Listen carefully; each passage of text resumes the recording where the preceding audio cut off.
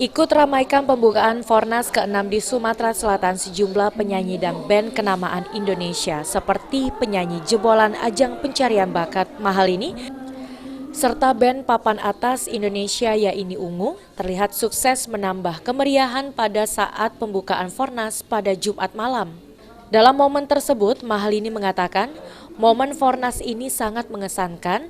Indonesia sudah 2 tahun berada pada masa pandemi, dan terutama bagi para musisi karena saat ini sudah dapat kembali bernyanyi di atas panggung. Seperti ini. Dan Indonesia sudah melewati pandemi yang sangat besar mengambil bagi musisi dan tentunya bagi kita semua.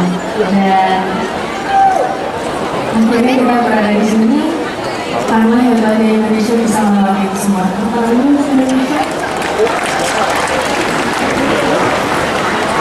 So, gitu ya. Udah siap bergaleri bersama saya? Di puncak acara, band Ungu dengan formasi lengkap menutup momen pembukaan Fornas ke-6 dengan membawakan sejumlah lagu hits mereka, diantaranya seperti lagu bertajuk Hampa Hatiku dan Percaya Padaku. Terlihat antusiasme para hadirin dalam momen tersebut sangat tinggi, sembari ikut menyanyikan lagu yang disuguhkan.